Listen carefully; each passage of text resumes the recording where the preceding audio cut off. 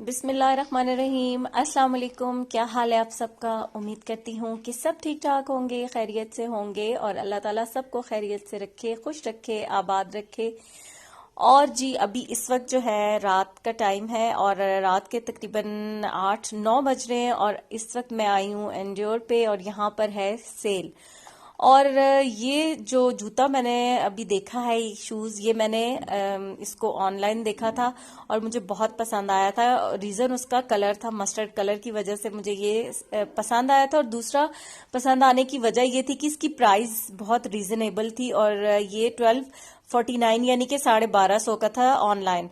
तो ऑनलाइन फिर मुझे ये एक इशू हो रहा था कि साइज में फर्क आ जाए, तो उससे अच्छा है कि जाकर ही देख लिया जाए। तो यहाँ पर अब मैं इधर जिना सुपर वाली साइड पे आए हुए थे हम और यहाँ पर मैंने देखा तो आते साथ बस मुझे अपना जो है साइज भी मिल गया और जूता तो मैंने यही लेना था वो मैंने ले लिया। लेकिन यहाँ पर आकर तो और इतने जूते पसंद आ रहे थे क्योंकि एक तो सेल और फिर प्राइजेस रीजनेबल थी।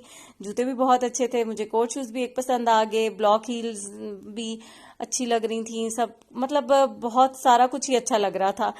तो बस फिर एक तो मैंने ले लिया, दूसरा ये था कि उस वक्त तो मैंने छोड़ दिया। लेकिन मेरे साथ फिर ये होता है, फिर घर आके उसके बारे में सोचती रही कि मैंने वो क्यों नहीं लिया। तो देखें शायद वो वाला भी ले लूं। तो यहाँ जब इस्लामाबाद आती हूँ ना मैं, इस साइड पे जिना सुपर वाली साइड पे, तो या ये पहले भी मतलब इस्लामाबाद तो लगता ही प्यारा है ना, खूबसूरत तो है ही, इसमें तो कोई शक नहीं है। लेकिन इस जगह पे जब मैं आती हूँ ना तो आप में से अगर किसी ने वो नॉवेल पढ़ा हुआ है जन्नत के पत्ते, तो जब भी मैं जिना सुपर आती हूँ तो मेरे जहन में वही वाले सीन्स जो है ना वो चलने लग जाते हैं। और मुझे वो मतलब वही तखय्युल जो एक हम विजुअलाइज कर लेते हैं ना अपने हिसाब से जब किसी भी कहानी को पढ़ रहे होते हैं। ये नो डाउट कि जन्नत के पत्ते बहुत फैंटेसी थी उसमें बहुत ज्यादा, लेकिन आप रियलिटी बेस्ड भी पढ़ते हैं, आप फैंटेसीज भी पढ़ते हैं, आपको ना पसंद होती हैं ये सारी चीजें। हर वक्त कभी रियलिटी बुरी लग रही होती है आपको और कभी बहुत ज्यादा आपको ये फैंटेसी अच्छी नहीं लग रही होती, लेकिन कभी आपको यही चीजें बहुत अच्छी लग रही होती हैं। तो इंसान के मूड्स होते हैं, इंसान कभी उसको क्या पसंद होता है कभी क्या। तो मुझे भी ना जब मैं यहाँ इस जगह पे आती हूँ ना, ये पूरा तो मेरे जहन में वो जन्नत के पत्ते वाला पूरा सीन, वो डॉली वाला और वो सारा जो है ना, जिन ये लोगों ने है पढ़ा जी है उनको पट तो कढ़ाई बिल्कुल टिक्का, याद आ गया होगा। असली लाहौर, असली नहीं नहीं लक्ष्मी चौक लाहौर की असल पट कढ़ाई टिक्का।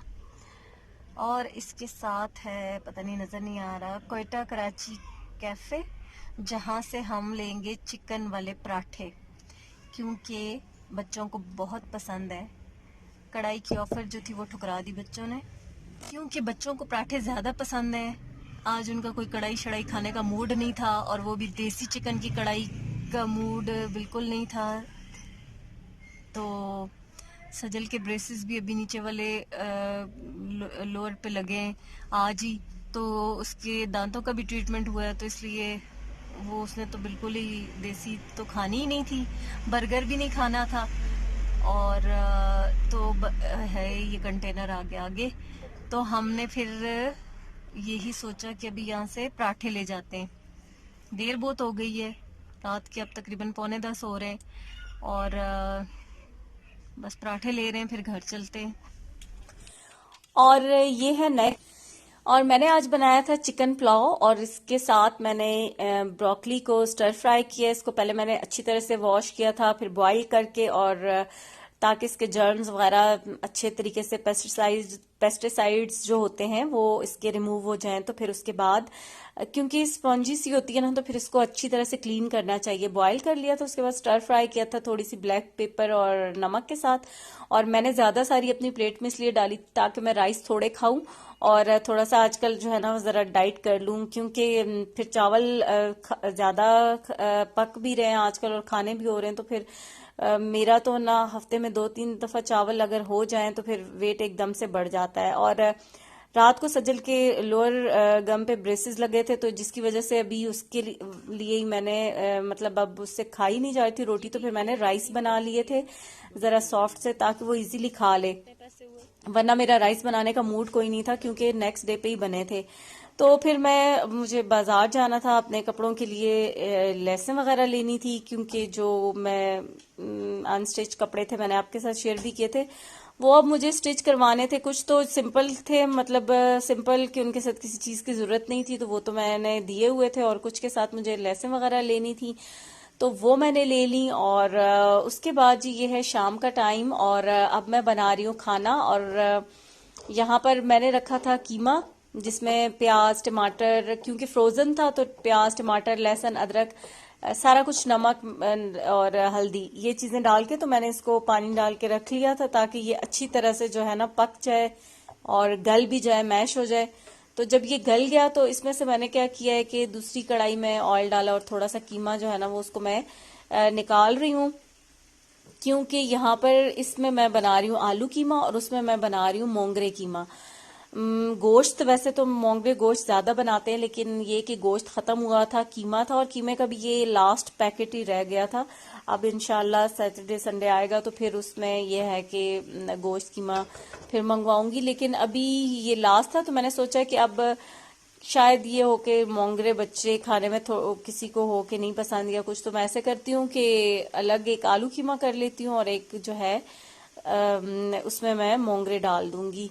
तो फिर इसी तरह से यहाँ पर दोनों में मैं अब साथ साथ मसाले डाल रही हूँ। पहले इसका जो मसाला था वो मैं इसी हिसाब से मैंने डाल दिया था, इनफ थे टमाटर प्याज लहसुन अदरक के, मुझे इसको सेपरेट भी करना है और फिर उसके में मोंगरे मिक्स करने हैं, इसमें आलू, तो उसी हिसाब से मैंने ये मसाले डाले थे। यहाँ पर मैंने सूखी मेथी डाल दी है, सूखा धनिया पाउडर डाल दिया है, दोनों में इक्वल इक्वल।